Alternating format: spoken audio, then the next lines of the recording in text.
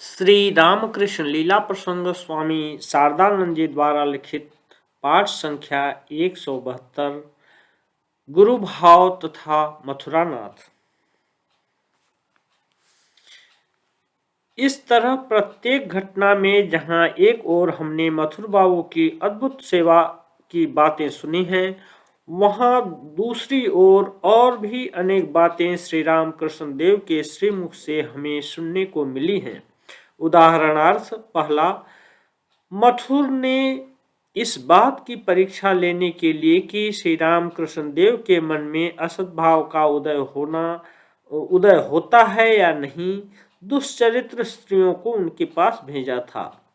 दूसरा, मथुर बाबू ने काली मंदिर की देवोत्तर संपत्ति आदि सब कुछ श्री रामकृष्ण देव के नाम पर लिख देने का प्रस्ताव उनके सम्मुख रखा, जिसे सुनकर भावाविष्ट हो उन्होंने कहा, क्या तू मुझे विषयी बनाना चाहता है? और क्रुद्ध हो वे मथुर बाबू को मारने के लिए उद्यत हुए।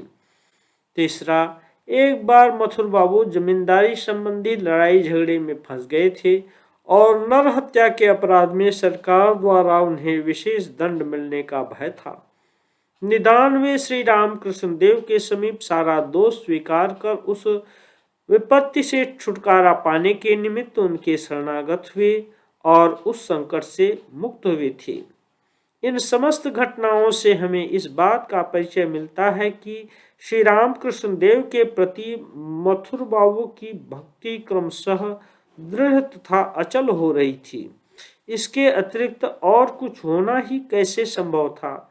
मथुर बाबू की समस्त परीक्षाओं में उत्तीर्ण हो श्री रामकृष्ण देव के अद्भुत अलौकिक देव दुर्लभ स्वभाव ने जैसे एक ओर दिनों दिन अधिकाधिक समुज्वल भाव धारण किया था, वैसे ही दूसरी ओर उनके अपार निर्हेतु प्रेम ने मथुर बाबू के हृदय पर ही अपना अधिकार कर लिया था। मथुर बाबू ने देखा कि लाखों रुपयों की संपत्ति देकर भी त्याग की भावना से उन्हें डिगाया नहीं जा सका। सुंदरी रमणियों के द्वारा इनके मन में किसी प्रकार का विकार उत्पन्न नहीं किया जा सका। पार्थिव सम्मान ख्याति से भी, क्योंकि मनुष्य को भगवान मानकर पूजन करने के अतिरिक्त मनुष्य और अधिक क्या सम्मान दे सकता है। इन्हें किंचित मात्र विचलित या अहंकृत करना संभव न हो सका। सांसारिक किसी भी विषय के ये प्रार्थी नहीं है।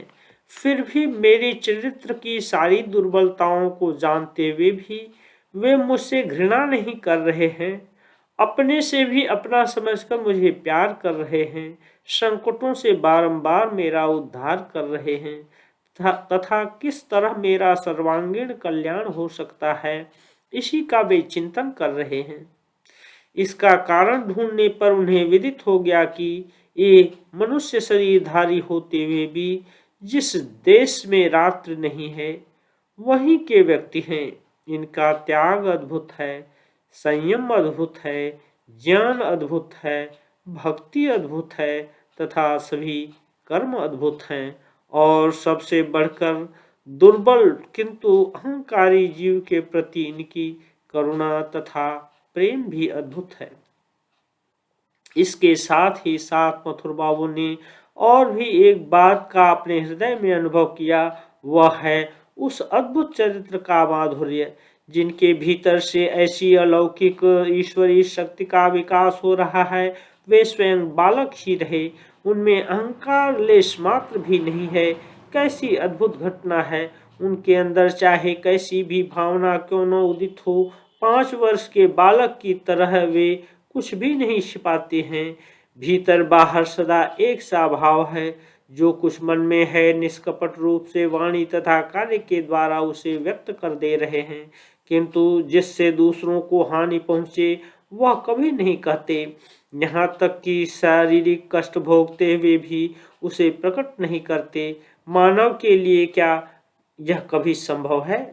मथुर बाबू की इस प्रकार की भक्ति देखकर हालदार पुरोहित की मानसिक स्थिति श्री रामकृष्ण देव के प्रति मथुर बाबू की ऐसी अविचल भक्ति को देखकर मथुर बाबू के कालीघाट निवासी हालदार पुरोहित ईर्ष्या से बौखला उठे। उन्होंने सोचा उसने बाबू को जादू टोना कर इस प्रकार वशीभूत कर लिया है।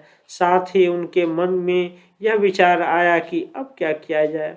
बाबू को हथियाने का मेरे इतने दिन का प्रयास इस व्यक्ति के कारण एकदम नष्ट भ्रष्ट हो गया और वह सरल बालक ही बना हुआ है। यदि वह इतना ही सरल है तो वशीकरण की प्रक्रिया को क्यों नहीं बतला देता।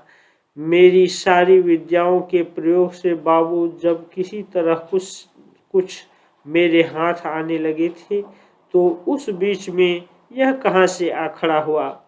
इधर मथुर बाबू की श्रद्धा भक्ति ज्यों ज्यों बढ़ने लगी त्यों त्यों श्री रामकृष्ण देव के साथ सर्वदा रहने तथा और भी अधिक रूप से उनकी सेवा करने की आकांक्षा उनके हृदय में दृढ़ हो उठी।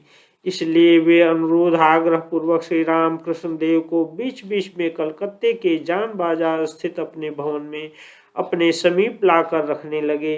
अपराह्न के समय बाबा चलो घूम आए कहकर उनको अपने साथ ईडन गार्डन तथा कलकत्ते के विभिन्न स्थानों को दिखाने लगे। बाबा को क्या साधारण पात्रों में भोजन कराया जा सकता है, यह सोचकर सोने चांदी के नए बर्तन बनवाकर श्री रामकृष्ण देव को उनमें ही भोजन कराते रहे।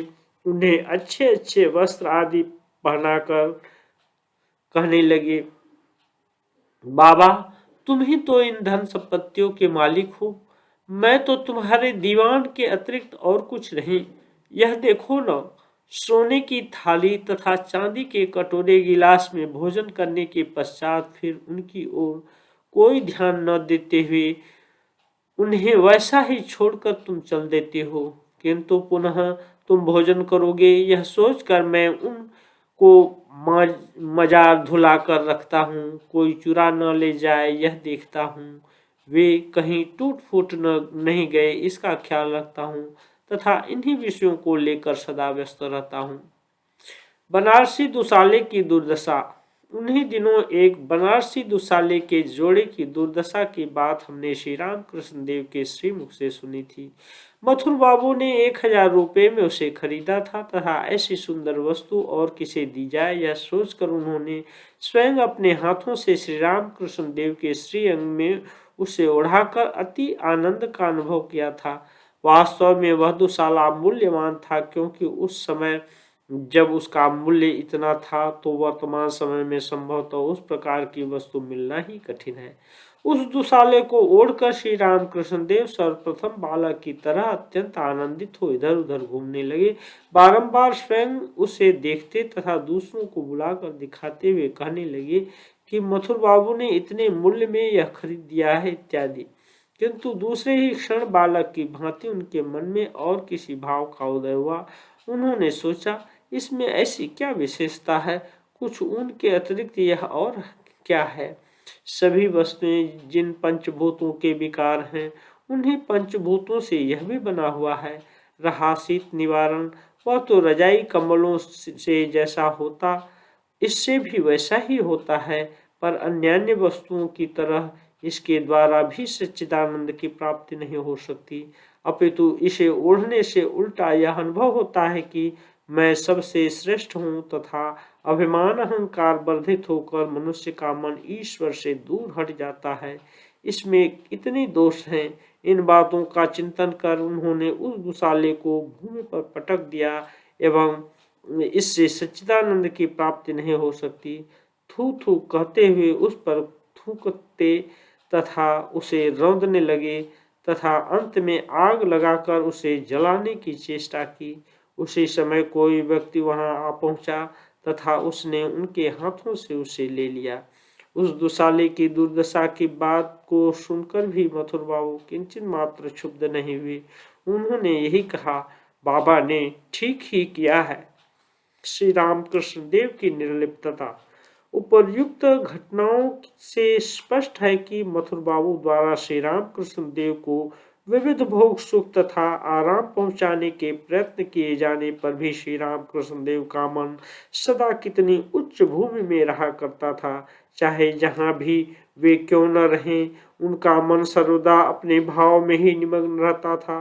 दूसरे लोगों का मन जहां केवल अंधकार राशि को ही पूंजीभूत देखा करता है, वहां उनके मन को प्रकाश ही प्रकाश, छाया तथा ह्रास बुद्धि रहित प्रकाश, जिस प्रकार के सामने जिस प्रकाश के सामने चंद्र सूर्य नक्षत्रों की उज्ज्वलता, विद्युत की चमक, अग्नि का तो कहना ही क्या, सब कुछ निष्प्रभ प्रायः अंधकार सदृश है, वह प्रकाश ही दिखाई देता था।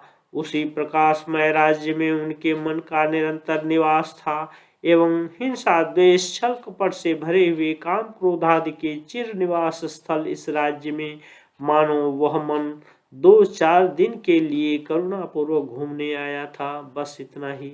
अतः मथुर बाबू के भोग सुख तथा विलासितापूर्ण जान बाजार स्थित भवन में रहने पर भी श्री राम कृष्ण देव पूर्वत ही रहे, निर्लिप्त निरहंकार तथा अपने भाव में अहर निस्मग्न।